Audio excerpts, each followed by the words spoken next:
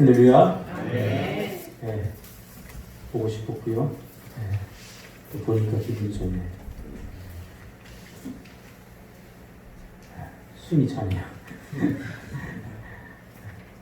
오늘 이 말씀 중심에서 흔들어도 떨어지지 않는 삶, 흔들어도 떨어지지 않는 삶, 이런 제목으로 하나님 말씀 증거하겠습니다. 여러분 주보에 나간 제목은 흔들어도 흔들리지 않는 삶. 근데 제가 가만히 오늘 아침에 말씀을 묵상하다 보니까 그냥 성경에 나오는 표현 그대로 쓰는 게 좋겠다 그 생각이 들어서 흔들어도 떨어지지 않는 삶, 이런 제목으로 하나님 말씀 증거하겠습니다. 지난 9월 한국 미래를 준비하는 사람들의 모임인 한미중에서 조사한 바에 의하면 그동안 신앙생활을 하던 사람들이 비대면 예배가 시작되면서 신앙생활을 쉬고 있거나 반드시 대면 예배를 드리지 않아도 된다고 생각하거나 솔직히 어떻게 해야 할지 모르겠다라고 대답한 사람들의 수가 상당히 많은 것으로 조사가 되었습니다. 그렇죠. 이 시국을 우리가 어떻게 해야 되겠어요? 네. 솔직한 대답이에요. 어떻게 해야 될지 모르겠다. 지금 한국뿐만 아니라 전 세계의 크리스찬들은 이와 같이 혼란에 빠져 있는 듯 보입니다. 한 번도 경험해보지 못한 현상을 겪으며 돌아가는 상황을 주시할 뿐 뚜렷한 기준을 제시하지 못하고 있기 때문입니다. 이것은 그동안 나의 신앙생활이 어떠했나가 드러나는 좋은 기회이기도 합니다. 참 신앙은 위기 때 드러나기 때문입니다. 그러나 이 혼란스러움 가운데 가만히 정신을 차리고 보면 우리가 가야 할 길이 분명하게 보이며 또 어떻게 살아야 하며 어떻게 신앙생활을 해야 하는지 분명히 깨닫게 됩니다. 다시 말하면 비본질이 아니라 본질로 들어가야 됩니다. 대면 예배를 드리느냐 비대면 예배를 드리느냐 이거 중요한 거 아니에요. 우리가 다시 한번 이 시기에 예배의 본질에 대해서 한번 기억할 필요가 있다는 것입니다. 우리 자꾸 그런 것 갖고 싸우면 안 돼요. 예배를 드리는 사람 믿음이 좋고 안 드리는 사람 믿음이 이것 갖고 싸우면 안 돼요. 중요한 것은 예배를 드려도 제대로 안 드리는 사람이 있고 예배를 안 드려도 그 마음이 하나님 앞에 가난한 마음으로 주님을 향하고 있다면 그것이 어찌 예배가 아니라고 말할 수 있겠습니까? 그러니까 잠시 우리가 본질을 갖고 이거 우리가 깊이 묵상해야 되는데 자꾸 비본질을 갖고 우리가 싸우려고 하니까 안 됩니다. 저희 노예 안에서도 이런 일들이 굉장히 많이 일어나고 있습니다. 사실 코로나19를 처음 겪는 것처럼 보여지지만 역사를 더듬어 보면 비슷한 일들이 역사 가운데 이미 존재했었습니다. 이 코로나보다 더 치명적이고 코로나보다 더 공포스러운 일들이 우리 인류 역사 가운데는 있었습니다. 14세기 중세 유럽을 강타하며 인류 역사를 바꿔버렸던 흑사병. 유럽인 4천만 명, 중국인 3천만 명, 전 세계 인구 1억 명 이상의 사망자를 냈던 흑사병. 당시 인구가 4억 5천만 명이었으니까 거의 3분의 1 이상이 죽은 거예요. 여러분 끔찍하지 않습니까? 현재 인구 비율로 환산하면 20억 이상의 사람들이 죽어버렸던 거예요. 뭘로요? 흑사병. 그러니까 가족 가운데 몰살한 사람들이 거의 대부분이었고 가족 가운데 한두 사람은 다 이 흑사병으로 죽었다는 거예요. 코로나19보다 훨씬 강력하고 치명적인 시간이었습니다. 저는 요즘 역사 가운데 이런 질병을 맞이한 우리 그리스도인의 삶은 어떠했는가에 대한 관심이 굉장히 많습니다. 왜냐하면 답은 역사에서 우리 항상 던져주기 때문에 역사를 무시하면 안 됩니다. 역사 가운데 우리 신앙의 선진들, 믿음의 선진들은 어떻게 신앙생활을 했는가에 대해서 굉장히 궁금했습니다. 뿐만 아니라 1967년 한 해에만 1,500만 이상을 감염시키고 그중 200만 명 이상을 죽음으로 몰아내었던 병이 있습니다. 우리가 잘 아는 천연두입니다. 1980년도 세계보건기구 WHO가 공식적으로 80년 동안 3억 명 이상의 사람들을 사망에 이르게 했다고 그렇게 발표했습니다. 1918년에서 1919년도 전 세계를 휩쓸었던 스페인 독감은 세계 1차 대전 사망자가 900만 명이었는데 최대 11대만은 5천만 명에서 1억 명 이상의 사망자를 냈던 경험도 있습니다. 그 외에 사스, 메르스 이렇게 인류의 역사를 더듬어 보면 세계적으로 공포를 몰아넣었던 그 위기의 시대들이 있었습니다. 중요한 것은 사람들이 어떻게 대처했으며 특별히 우리 그리스도인들은 이러한 상황 가운데 어떻게 믿음을 지켜나가고 신앙을 지켜나가는가를 배워야 하는 것입니다. 어떤 형식을 배우자고 하는 것이 아닙니다. 본질을 배워야 되는 겁니다. 그러므로 이 질병 자체가 어디서 왔는가? 이 코로나19가 뭐 때문에 왔다, 뭐 때문에 왔다. 이거는 이미 왔기 때문에 그거에 대해서 우리가 말하는 것 자체가 놀라운 거리가 됩니다. 중요한 것은 뭡니까? 이 질병 자체가 어디서 왔는가를 묻기 전에 우리는 이 시대를 지금 어떻게 살아내야 하는가 하는 질문을 먼저 던져야 됩니다. 그 중에서 우리가 잘못한 것이 있다면 하나님 앞에 회개하고 참회하고 다시 돌이켜야 되고 우리 삶을 다시 바꿔나가야 됩니다.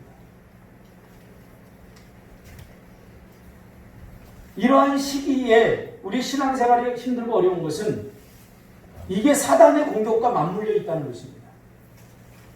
우리 그리스도인들은 단순히 보이는 세상을 사는 것이 아니라 보이지 않는 영적인 삶을 살아가는 존재들이기 때문에 단순히 눈에 보이는 삶이 어렵다고 이 눈에 보이는 것들만 보아서는 안 되죠. 이러한 현실 속에서 우리의 영적인 삶의 모습들을 우리가 한번 살펴볼 필요가 있다는 거예요. 사단은 이런 것들과 맞물려서 우리 그리스도인들의 신앙생활을 방해하고 있음을 우리는 인식해야 된다는 사실입니다.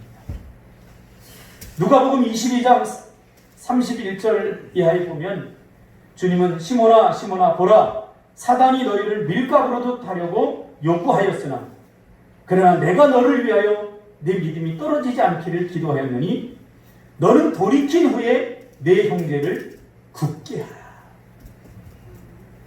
어제도 우리가 평신도 세미나의 정용혁 차장님이 그런 이야기를 하지 않았습니까? 이제는 내 개인의 신앙이 굉장히 중요합니다. 고백적 신앙이 중요합니다. 이제는 같이 이렇게 어울려서 같이 묻어가려고 하는 신앙이 아니라 거품 신앙이 아니라 내 안에 있는 진정한 신앙, 하나님을 향한 신뢰 이것이 더 중요합니다. 우리는 코로나가 길어질수록 괜히 난리치고 바람이 나는 겨처럼 흔들리지 말고 포기하지도 말고 하나님이 주시는 말씀을 통해 이 상황들을 어떻게 해석하고 앞으로 나아가야 할 길의 방향을 물으며 사단이 이 틈을 타서 우리의 신앙을 흔들어도 떨어지지 않을 수 있게끔 우리의 믿음을 굳게 해야 되고 믿음 위에 굳게 서야 할 때입니다. 혹여 지금 같은 이런 비대면 예배가 상식이 되는 것들이 여러분 편하십니까? 마냥 좋습니까? 편안하고 안락함만을 추구해서는 안 됩니다.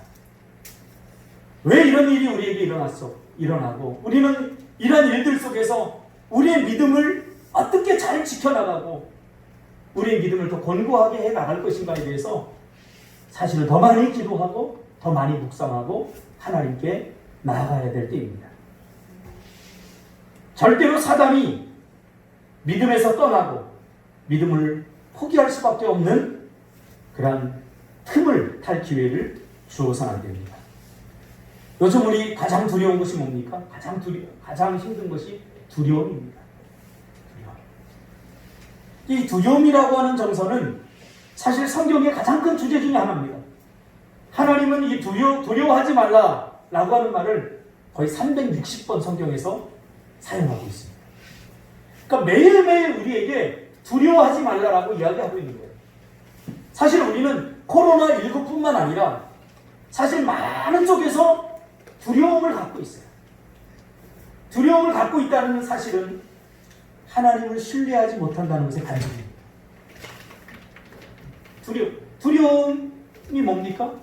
미래에 일어날 일들에 대해서 내가 대처할 능력이 없다라고 인식될 때 느끼는 감정입니다. 두렵습니다.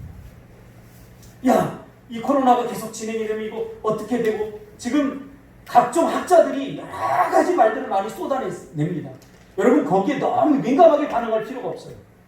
저도 CTS에서 이제 그 인터뷰를 한다고 해서 코로나에 대해서 계속해서 지금 책을 읽고, 뭐 존 파이퍼 목사님 같은 분들이 낸 책들이나 또 역사학자, 심리학자, 경제학자들 이 전망하는 많은 것들을 지금 글을 읽으면서 내리는 결론이 뭐냐면 답이 없다는 거예요. 일어나지 않은 일들에 대해서 예측은 하지만 답은 줄 수 없다는 거예요. 답은 줄 수 없다. 그러니까 미래에 일어날 일들에 대해서 우리가 대처할 능력이 없다고 생각할 때 마음속에 두려움이 엄습해 옵니다.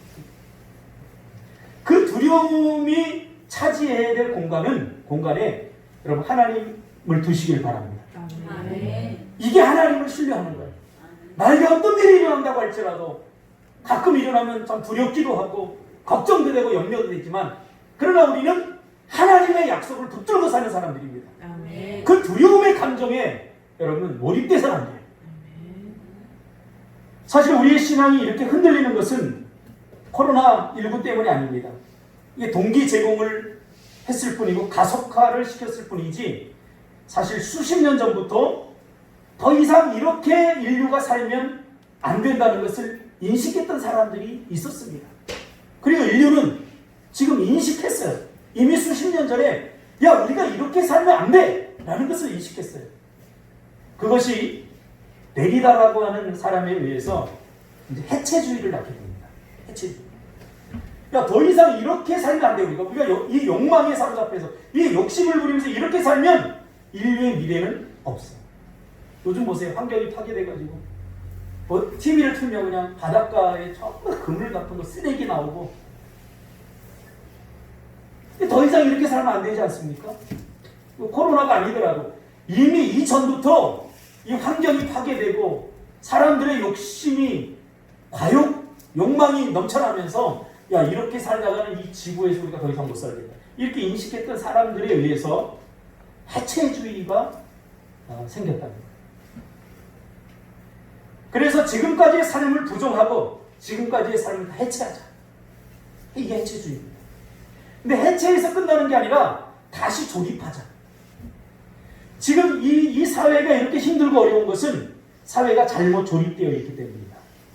그러니 이 잘못 조립된 것을 여러분 레고 같은 거 하다 잘못 조립되면 해체하듯이, 지금 이 잘못 조립된 질서, 지금까지 이끌고 왔던 이 기존의 질서들을 다 깨버리고 해체하고 새롭게 조립하자 하는 것이 결국 해체주의입니다. 그러니까 해체주의는 단순히 해체하자가 아니라 다시 조립하자고 말해요. 그래서 각종 예술, 경제, 철학, 우리의 삶, 사고, 다양한 부분에서 이 해체주의가 우리의 삶 가운데 수십 년 전부터 지금 계속해서 이렇게 우리의 삶을 조여오고 있습니다. 많은 사람들이 여기에 동조하면서 해체주의가 시작이 됩니다. 그러면 그동안 이 세상은 어떻게 조립되어 왔었는가? 내리는 결론은 신이나 이성들로 조립되어 있었다. 이렇게 결론을 내렸습니다. 해체주의자들. 신이 또 이성이 이 세계를 움직이는 질서였고 기준이었다. 이렇게 결론을 내린 거죠. 그래서 이것을 해체하자. 그러면서 당시에 가장 중심에 있었던 이 기독교가 공격을 받기 시작합니다. 그래서 기독교 신앙을 부정하는 이유는 다시 조립하기 위해서. 그래서 나온 것이 다원주의입니다. 야, 기독교 하나님만이 참신이냐? 하나님만이 참신이라면 왜 세상에 이렇게 불합리하고 부조리한 일들이 일어나느냐? 하나님만이 신이 아니라 우리 다 신을 인정하자 하고 하나님 유일신 신앙을 해체하고 나온 게 다원주의 신앙입니다. 그러면 이런 것들이 우리의 신앙에만 있을까요? 그렇지 않습니다. 우리의 삶이나 예술이나 다양한 곳에서 이런 것들이 드러나고 있습니다. 이 해체주의의 맹점이 무엇이냐면 이거예요. 해체주의. 저도 동조해요. 해체하자. 그래. 동조합니다. 그러나 해체한 다음 무엇을 기준으로 삼고 살아가야 하는가? 무엇이 기준이 되는가에 대해서는 답을 주지 못해요. 그 답은 뭐냐면 각자 자기 소견에 옳은대요. 그래서 각자 소견에 옳은 대로 다시 조립을 하게 됩니다. 그래서 지금 이 삶이 이렇게 혼란스러운 거예요. 혼란스러운. 기독교의 절대 가치, 성경의 절대 가치를 허물고 나니까 이 세상이 뭐예요? 완전히 쓰레기가 되어가고 있는 거예요. 남자와 남자가 결혼해도 되고 여자와 여자가 결혼해도 되고 성경에서 지향하는 절대 가치들을 다 허물어야 해체주의, 다시 조립이 되니까 지금 이런 일들이, 기존 질서를 깨는 일들이 계속해서 일어나고 있는 겁니다. 지금 우리가 살아가는 이 세대를 본받지 말자에 이 세대가 지향하는 것이 지금 현재 여기까지 온 겁니다. 그러니까 이 세대는 사단이 주도하는 세대잖아요. 그 사단이 주도하는 세대는 시기와 역사를 지나면서 이렇게 다양하게 우리를 지금 공격하고 있다는 거예요. 그러면 사도 바울이 이 말을 할 때 그 시대의 이 세대와 지금의 이 세대는 약간 다를 수가 있어요. 그러나 본질적으로 지향하는 것은 같아요. 사단이 만들어 놓은 희망 없는 세상, 그것이 바로 이 세대예요. 중국은 해체를 하고 마오이즘, 공산주의에 약간 변형된 마오이즘을 지금 계속해서 이 동아시아 쪽이나 또 이 아시아 쪽으로 계속해서 이 마오이즘 사상을 주입하고 있습니다. 그게 이제 돈이 생기면서. 이게 뭐냐면 미국과 중국의 전쟁이 아니라 사실은 기독교도 맞물려 있는 거죠. 그러니까 기독교가 잘했느냐 못했느냐, 우리가 이것을 따지기 전에 지금 이러한 흐름 속에 우리가 있다는 사실을 반드시 기억해야 됩니다. 뭐 미국을 그래서 뭐 정치적으로 두둔해야 된다. 이거 아주 어리석은 사람들이에요. 우리는 이러한 도전 속에서 야, 우리가 예수를 지금 잘못 믿고 있을 수도 있구나. 우리가 주장하는 것들이 이거 성경적인 가치가 아닐 수도 있구나에 대해서 우리 자신의 신앙과 믿음들, 생각들, 이데올로기들 이런 것들을 우리가 점검해야지 여기서 또 편을 나눠서 내 편 되는 것은 하나님의 뜻이 아니라는 거예요. 다 큰 적이 사단이 우리 뒤에서 공격하고 있다는 거죠. 어제도 잠깐 이야기하다 보니까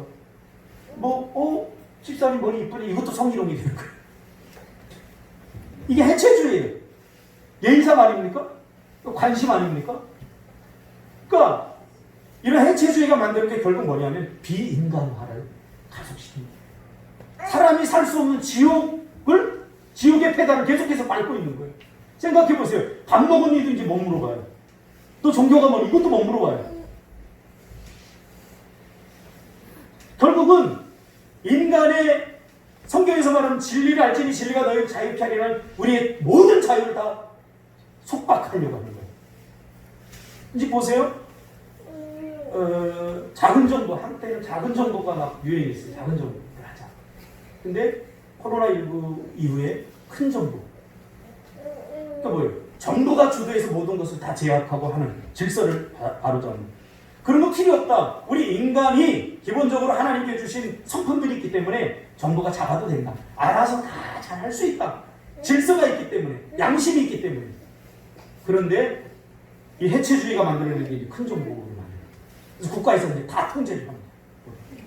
그렇게 될 수밖에 없는. 그런 흐름 속에서 우리 한국 기독교와 우리 크리스찬들이 놓여 있다. 그러니까 어떤 흐름 속에서 우리가 지금 신앙생활을 해야 하는지를 이 세대를 오늘 성경에 뭐예요? 분별하라고 했잖아요. 분별해야 됩니다. 우리가 생각하는 것보다 훨씬 사단은 교묘하게 그리고 철저하게 이미 준비하고 여기까지 온 거예요. 여기까지 온 거예요. 하리수가 TV에 나올 때 제가 그때부터 반대 운동을 벌여야 된다고 했어요. 하리수 한 개인을 제가 공격한 건 아닙니다. 이 시대의 흐름과 사상, 저 사람을 TV에 나온 걸 용납하면 앞으로 엄청난 많은 사람들이, 제가 실제로 청소년 상담소를 경험해 봤잖아요. 여중 앞에서 해봤어요. 근데 어느 날 여자 둘이 온 거예요. 그래서 뭐라고 해요? 선생님, 나 쟤 좋아요. 아, 좋은 거 좋지. 저 꿈에도 생각 못했어요. 이성적으로 좋은데. 여자가 여자.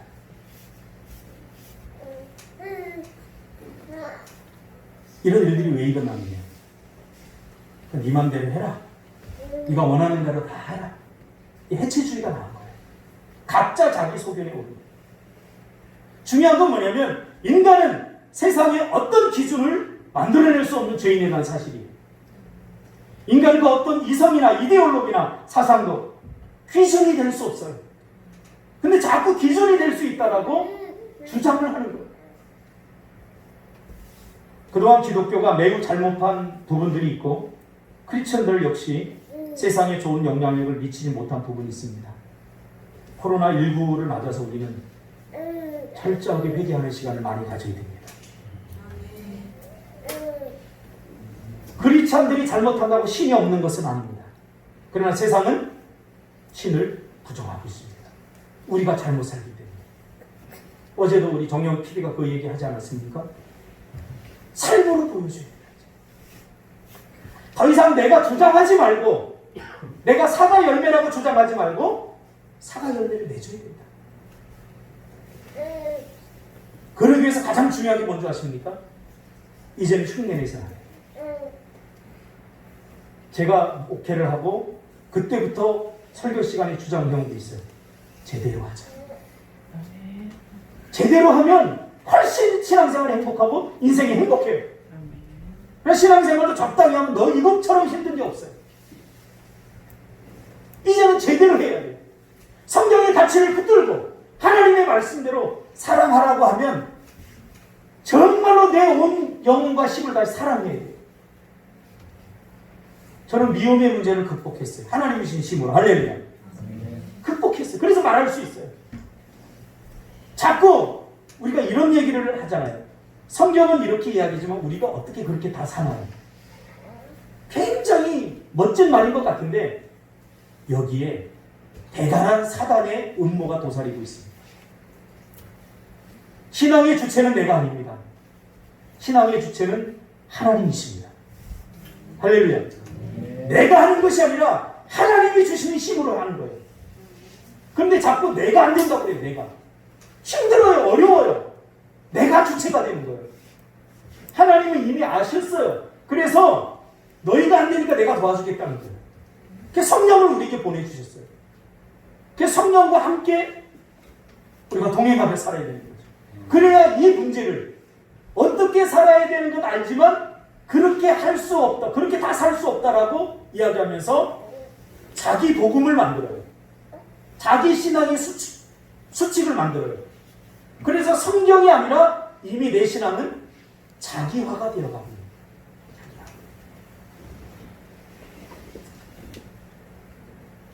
지금 사도 바울은 비슷한 이야기를 하고 있습니다. 너희는 이 세대를 본받지 말라. 이 세대란 그 시대의 세상적인 흐름을 말하고 있는 거죠. 그것이 아무리 그를 뜻해 보이고 이성적으로 이해가 돼 공감을 얻는다고 할지라도 그리스도인들이 붙들고 살아야 할 가치는 성경입니다. 이런 세상적 가치는 자꾸 성경적 가치가 잘못되었다고 그렇게 가르치고 있습니다.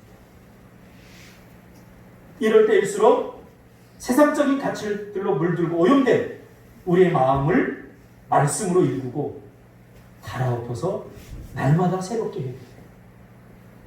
그 새로워진 마음으로만 하나님의 선하시고 기뻐하시고 온전하신 뜻을 분별해낼 수 있다고 오늘 본문을 이야기하고 있습니다. 새로워진 마음으로 많이 하나님의 선하시고 기뻐하시고 온전하신 뜻을 분별해낼 수 있습니다. 세상적인 가치, 세상적인 생각으로 가득 차 있으면 어떠한 생각이 들어오면 다 세상적인 것들로 필터링이 됐거든요. 그래서 뭐예요? 안 돼, 못해, 할 수 없어. 어제 저는 세미나를 들으면서 너무 은혜를 받았어요. 그거예요. 복음의 삶이란. 한 그리스도인이 그 그리스도인 안에 복음이 들어가니까 어떻게 됐어요? 자기 다움이 회복됐잖아요. 하나님이 원래 만들어주셨던 이 세상에 나 같은 사람이 존재하는 유일한 나로서의 나를 인식하게 되는 거예요. 이게 나야. 그러면 다른 사람처럼 살 필요 없는 거예요. 나답게 살면 되는 거예요. 하나님이 나에게 주신 나다움. 우리 정영 PD님이 그 삶을 살고 있잖아요. 그렇죠? 여기서 저기서 그렇게 살면 안 된다고 그러고 하지만 그 삶을 사는 거예요. 거기에 행복이 있어요. 나다움이 회복되는 거예요. 그리고 너다움도 그 다음부터는 흠이 아니라 너답게 사는 것에 대해서 그렇게 살면 안 되라고 말할 수 없어요. 인정해주고 이런 복음이 서로 연결이 되는 거예요. 그것이 천국을 이루는 거죠. 너 이거 잘못됐어, 안 됐어가 아니라 하나님이 주신 그 정체성, 자기의 정체성을 회복하는 거죠. 그래서 내가 그렇게 사니까 내 주변이 변화되는 거죠. 내 주변이 어떻게 변화돼요? 자기다움을 회복하는 삶으로 변화됩니다. 여러분 복음이에요. 이게 복음이에요. 전도는 어떻게 됩니까? 삶으로 하는 거예요. 그래서 예수 믿으세요. 굳이 말하지 않더라도 우리가 교회 다니는 것, 예수 믿는 것이 행복해 보이고 뭔가 세상 사람들과 다른 어떤 가치를 우리 안에서 발견한다면 굳이 말하지 않더라도 초대교회의 전도의 핵심이 바로 그거였어요. 그래서 저는 운동을 별로 안 좋아해요. 뭐 합시다 운동 무브먼트 안 좋아해요. 하나님의 나라는 그저 내 안에서 조용하게 번지는 거예요. 누룩처럼 내가 그렇게 살면 내 아내가 그렇게 살게 되고 어제도 우리 정영 PD님이 그 얘기 하지 않았습니까? 아내가 안돼 할아버지 밑에서 살아가지고 안돼 못해 할 수 없어. 아빠가 다 선택해 주는 대로 살았어요. 그러니 나중에 어떻게 돼요? 자기가 할 수 있는 게 아무것도 없는 거예요. 이게 사단이즘이죠. 여러분 기독교를 복음을 잘못 이해하면 그렇게 돼요. 하나님은 철저하게 우리에게 자유를 주시기를 원해요. 네가 선택하고 네가 결정하고 네가 그것을 누리기를 원하시는 거예요. 이것이 나다움의 회복이 나다움. 아마 대한민국에서 저처럼 목회하는 사람 없을 거예요. 저처럼 목회하라고 저는 말하지도 않아요. 저는 후배들을 보면 너답게 해라고 해요. 너답게. 괜히 큰 교회 보면서 기죽을 필요도 없고 잘하는 사람들 저렇게 많이 모이는 사람들 보면서 괜히 기죽을 필요 없다. 저는 조금도 부럽지 않아요. 왜? 그 실체를 알기 때문에. 그 실체를 알기 때문에. 어제도 큰 교회, 두 교회를 우리 정영 PD님 비교해 줬잖아요. 그렇죠? 비교해 줬잖아요. 어떤 신앙이 진정한 신앙인가? 이에 대해서 우리는 이제 고민해요. 저는 여러분 스스로가 하나님을 섬긴다는 것에 대해서 좀 프라이드를 가졌으면 좋겠어요. 이것들을 좀 자랑스럽게 여기고 자기의 삶을 좀 사랑했으면 좋겠어요. 막 얼마나 우리 안에 열등감들이 많은지 몰라요. 열등감은 다 비교하잖아요. 너답지 못해서, 너같지 않아서. 너같지 않은 것이 그리스도인의 삶이에요. 너답지 않은 것이 그리스도인의 삶이에요. 나다워져야 돼요. 나다워져야 돼요. 그렇다고 해서 막 살라 그 말은 아니에요. 이것이 성령으로 하나로 조합이 되는 것이 질서예요. 그래서 막 다 따로따로인 것 같은데 성령이 역사하는 교회는 그래서 마음이 하나가 되는 거예요. 하나. 이상해요. 지금 그 어느 때보다 세상이 혼란과 무질서에 빠진 이유가 있습니다. 하나님의 말씀이라고 하는 기준을 해체시키면서 나타나는 현상입니다. 기독교적인 절대 가치를 해체해버리니까 전 세계가 지금 길을 잃고 방황하고 있어요. 그러니까 지금 이런 일들이 일어나고 있는 거예요. 뭐 여자끼리 결혼하고 남자끼리 결혼해야 된다고. 이제 어떤 일이 일어난 줄 아세요? 인권법이 이제 완성이 되면 소아성애자라고 여러분 들어보셨죠? 성인이 어린 애들한테 성적인 매력을 느끼는 거예요. 지금 유럽이나 미국 쪽에서는 이런 일들이 빌림이지. 어제도 내가 참아볼 수 없어. 자기 8개월 된 딸에게 정말 이런 말을 하면서 가슴이 막 메어져요.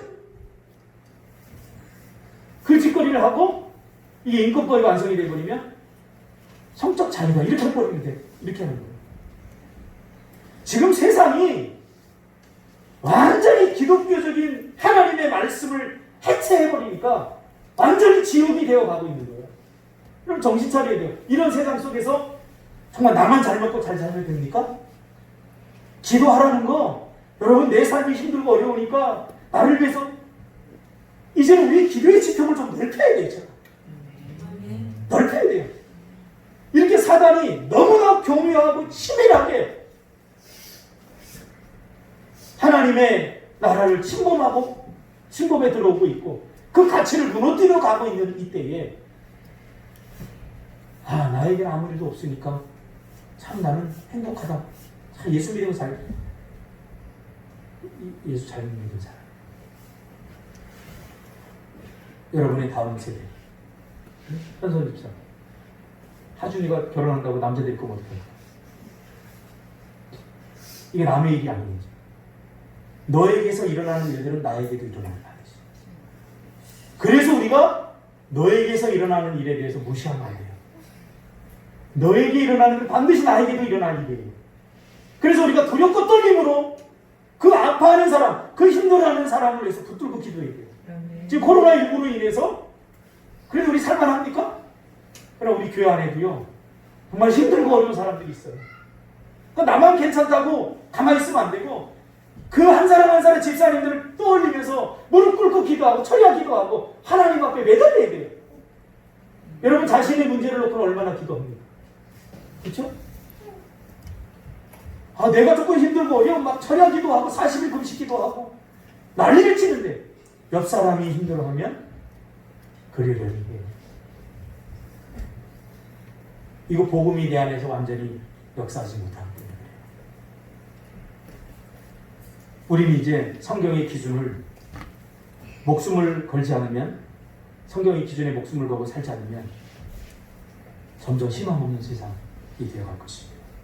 신명기 12장 32절 우리가 흔히 아는 토라라고 하는 이 말씀 내가 너희에게 명령하는 이 모든 말을 너희는 지켜 행하고 그것에 가감하지 말지니라. 이 토라라는 말을 그냥 단순히 말씀이라고 우리가 이해하면 안 되고요. 삶의 가르침이라고 얘기해요. 삶의 가르침. 그러니까 복음이 역사해야 될 것은 우리의 삶입니다. 삶으로 가르치라 그 말이에요. 삶으로 가르치라.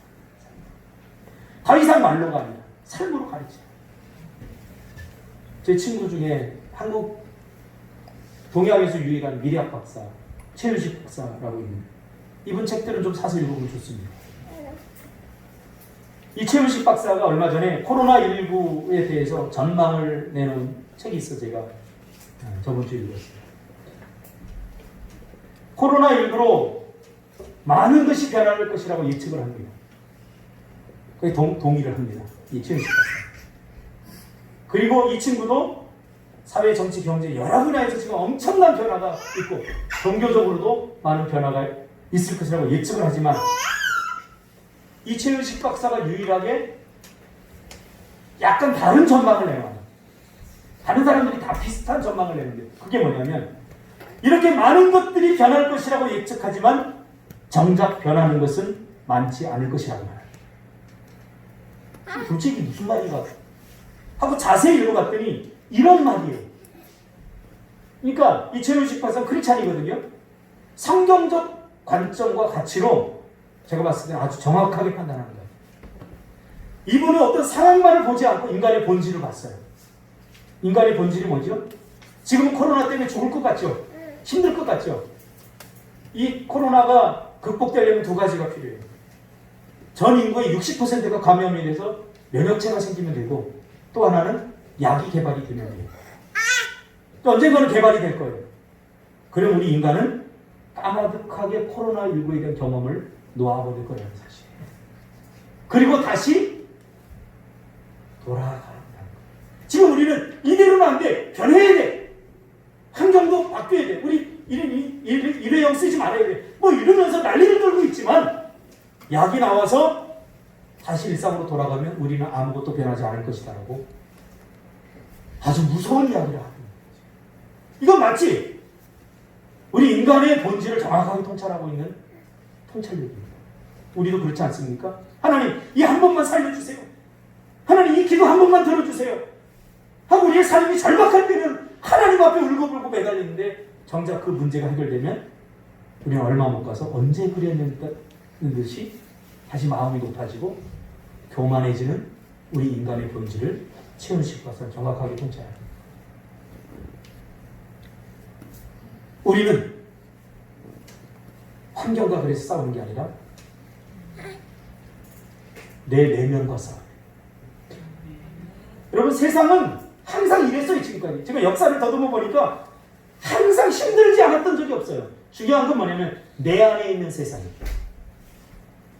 여러분 안에 있는 세상이 무질서합니까? 혼란스럽습니까? 기준이 없기 때문에. 성경이라고 하는 기준이 없으면 혼란스럽습니다. 앞으로도 코로나19가 아니라 더 큰 것들이 우리의 삶의 상황들을 바꿔가고 다양하게 변할 것입니다. 그 와중에 우리가 붙들어야 될 것은 뭐냐면 그런 환경이 아니라 내 안에 역사하시는 내 안의 세상입니다. 하나님이 내 안에서 어떻게 역사하고 있느냐, 하나님이 나의 마음을 어떤 성경적 가치로 붙들고 있느냐, 이게 더 중요하다는 거예요. 그런 의미에서 우리 이런 것들과 싸워야 되는 거죠. 뭐 예배를 드리냐 안 드리냐, 이거 제발 좀 치졸하게 그런 거 갖고 이야기하지 마세요. 언택트 문화는 코로나19 이전부터 꾸준하게 있어 왔습니다. 코로나19로 인해서 그것이 이제 가속되었을 뿐이죠. 이미 언택트 문화, 해체주의가 만들어내는 거기 때문에 혼밥 이런 거 다 이게 언택트 문화의 하나의 줄기입니다. 이미 그런 것들이 조금씩 이렇게 오다가 이제 코로나19로 가속화되어서 우리 눈에 아주 가시적으로 이제 보이는 현상이 있는 거죠. 성경은 계속해서 이러한 역사 속에서, 이러한 흐름 속에서, 이 시대의 흐름 속에서 계속해서 성경이 주장하는 게 있어요. 뭐냐면 말씀으로 돌아가야 된다. 이제 제발 말씀으로 돌아가야 된다. 그렇게 살아야 되는 건 알지만 나 그렇게 살 수 없다라고 말하고 싶은 우리의 욕망들을 내려놓고 그렇게 살아야 되면 그렇게 살겠습니다 라고 하나님 앞에 다리에 두는 뜻을 정해요. 할렐루야. 그리고 그 일이 너로부터가 아니라 나로부터 시작돼야 됩니다. 내 안에서부터 일어나는. 아모스 8장 11절에 이것을 아모스는 말씀의 달인줄이라고 표현합니다. 7절에 그날에 많은 사람이 자기를 지으신 이를 바라보겠으며 그의 눈이 이스라엘의 거룩하신 이를 뵙겠고 자기 손으로 만든 제단을 바라보지 아니하며 자기 손가락으로 지은 아세라나 태양상을 보지 아니할 것입니다. 그렇죠? 제대로 합시다. 할렐루야. 제대로 믿읍시다. 그래도 아니다 싶으면 그냥 세상으로 가면 돼요. 세상에 한 발을 또 올려놓고 성경에 딱 한 발을 올려놓고 도대체 나는 어디에 속한 사람이야? 그러니까 힘든 거예요. 제가 스키 캠프를 오랫동안 했어요. 스키라고 하는 개념이 우리나라에 부자들만 타고 다니는 그런 이미지가 있을 때 제가 아이들을 데리고 자존감을 키워주기 위해서 20년 전부터 애들에게 스키 캠프. 그러니까 평생 스키 한번 못 타볼 그런 아이들 데리고 제가 가서 스키를 가르쳐 스키 캠프를 했어요. 스키를 제가 이렇게 가르치면 애들이 스키를 잘 타려면 스키에 자신을 맡겨야 돼요. 이렇게 두 발을 든든히 스키에 디뎌야 돼요. 그런데 한쪽만 힘을 주면 한쪽이 쭉 나가니까 힘이 가니까 넘어지게 돼 있어요. 두 쪽에 다 해야 돼요. 이쪽도 아니고 저쪽도 아니고. 스키에 온전히 발을 딛지 못하면 힘들어요. 그래서 저 꼭대기 초급자들이 다 꼭대기 올라가고 막 벌벌벌 뜨고 목사님 못 내려오겠어요. 힘들어요. 이왕 예수 믿기로 했으면 여기서 승부를 가야 돼요. 그리고 제대로 믿어요. 이사야 17장 6절에 그러나 그 안에 죽을 것이 많으리니 감람나무를 흔들 때 가장 높은 가지 꼭대기에 과일 2-3개가 나무 같겠고 무성한 나무의 가장 먼 가지에 4-5개가 나무 같으니 이스라엘 하나님 여호와의 말씀입니다. 무슨 말이죠? 흔드는 거 흔드는 거. 왜 흔드는 줄 아세요? 열매 떨어뜨리려고 사단. 여기 이렇게 제가 산책하는 코스가 있는데 거기 감나무가 하나 있어요. 단감나무. 따려고 제가 이렇게 흔들었어요. 떨어져요. 그런데 흔들리지 않는 거 있어요. 떨어지지 않는 한 4-5개가 있어요. 그래서 제가 며칠 전에 가서 나무에 기어 올라가서 다 따서 제가 먹었어요. 사단이 계속해서 이런 코로나19, 또 우리의 삶의 다양한 문제들, 또 마음의 절망, 두려움들을 통해서 우리를 흔듭니다. 여러분, 사탄이 흔들어도 떨어지지 않는 여러분이 되시기를 주님의 이름으로 축복합니다. 더 단단히 붙드시기 바랍니다. 이럴 때는 더 많이 기도하고 더 단단히 붙들고 더 하나님 앞에 가까이 가야 할 때입니다. 아, 너무 좋다. 예배 주일날 한 번만 드리니까 교회 한 번만 나가니까 너무 좋다. 이런 사람들 정말 철저히 회개해요. 지금은 예전에는 교회 나와서 기도했다면 이제는 교회 나오지 않더라도 우리가 처해 있는 삶의 그 현장 속에서 화장실 갈 때 핸드폰들 들고 가시잖아요. 손 들어보세요. 내리세요. 나밖에 없나? 이제 우리는 이 바꿔야 돼요. 기도해요. 화장실에서 응가하면서 기도하고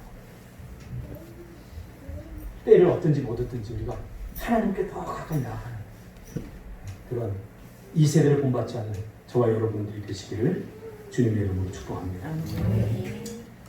기도하겠습니다. 주님,